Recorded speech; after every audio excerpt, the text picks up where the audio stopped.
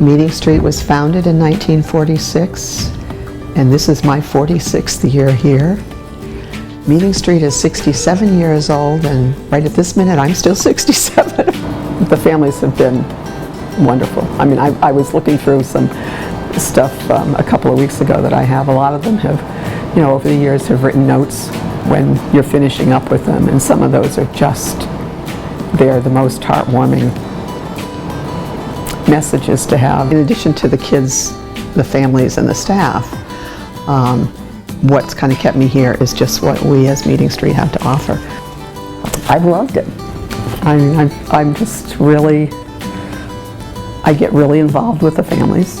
I get really connected with a lot of the kids and the parents, and the fact that I think with the early intervention program, you're there at the beginning of these families' journeys, at the point in time when they're just really dealing with a new reality for themselves, and a lot of them just feel kind of very lost in that. And I think when you can come in on the bottom floor, when you can come in at the beginning like that and be there as a support to them and be able to kind of share that journey with them and help them to know that there are things that they can do with their kids that will be beneficial, and that there are ways of dealing with this, and it's not necessarily the journey that they originally envisioned for themselves, but it can still be a wonderful trip. You only work here, you only stay here if you're a Meeting Street person. Thanks for the memories. Thanks for all the years. Thanks for all of what Meeting Street has turned me into over the years, because I'm certainly not the person I was 46 years ago when I came in the door the first time. Bev Brindle is someone who's truly an inspiration for anybody, I think, who works at Meeting Street, who's ever worked at Meeting Street. For someone to dedicate 45 years of their life to the healthy development of children, specifically Meeting Street's kids, is absolutely remarkable, and it's inspirational. When I think about Bev Brindle, I think about her commitment to the children.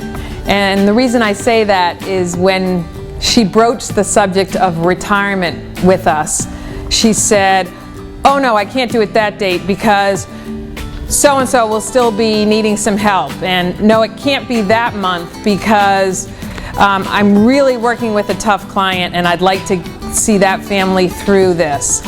And she couldn't imagine not helping the children. Bev is very particular, has thought about every person who's covering, does not offer too many choices. She knows who she wants for every family, and it's because it's a good match for that family, a good match for that child, and she's been completely relentless. She's always been dedicated, and even sometimes to our chagrin, she's still adding herself to cases, even though she's leaving in 3 weeks. So to make families feel better and start services right away and make sure that people get the best that we have to offer. The first thing I remember about Meeting Street is going out in public and telling people where I worked. And the first comment out of everyone's mouth that knew I worked at Meeting Street was, "Well, you must know Bev." So of course I said I did, and then I always get a fabulous story about how Bev came in and changed their family's lives and worked with their child and was just the best person in the world. One story that I will never ever forget was a couple of years ago at one of, I guess, Bev's last telethons. Danica was supposed to do a follow-up, and we were in the wings waiting to go on live, probably within 5 or 10 minutes. And as scary as it be, Danica had one of her worst seizures of her life. She's had hundreds in her life, but this one was uncharacteristic. We didn't know what to do, and with all the nurses, all the staff at Meeting Street who were great, Bev was the first one right here that scooped Danica in her arms, whisked us into this room we're actually doing this meeting in, and she kind of coordinated with everything to make sure that we didn't know what to do. Yeah. We were scared, and Bev was probably the calm one, like a grandmother, like just making sure, one, we were okay, and that Danica was well taken care of, and I'll never forget that. That's awesome. When I first met Bev, I was a student, so that was about 24 years ago. And being Bev, it was the middle of an early intervention evaluation, and she was working with the child, and she kept working with the child, and the therapist I was with was like, "Bev, stop treating the kid. Stop treating the kid. We have to get more information." And I think that sums up Bev really well. She really has a hard time, and it's out of the love of her heart. She just wants to keep going and get the best out of that kid, and always tries to do one more treatment activity for the family or one more thing to make that kid be the best that they can be. She is definitely very dedicated to her families. That's almost what's the most important. She really make her families and her children that she treats the priority in her life, not only at her job but also on the outside of here. When Bev evaluates, she likes to give children every chance that they can have to get every point on the assessment that they can get. So I'm trying to score and move it along, and I go to reach for a toy that pretty much just moves my hand out of the way, and I'm like, oh, how many times have you tried this? And Bev is like, he's gonna get it.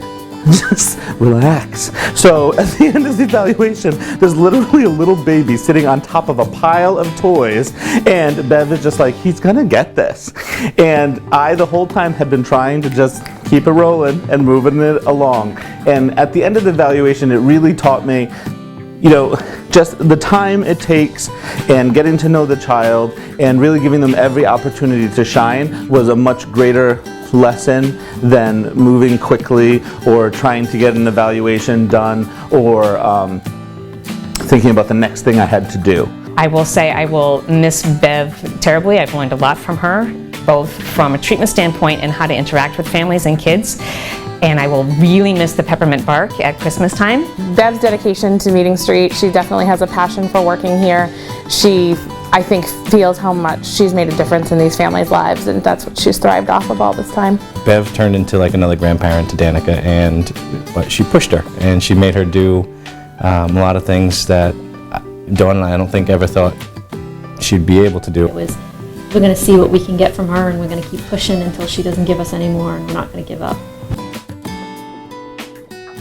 Bev is someone who lives our values. She lives our values every single day, and she represents the best of Meeting Street. So Bev, we wish you the best of luck in your retirement. You've earned it. At the same time, we're really glad to be welcoming you back as Meeting Street's first physical therapist emeritus.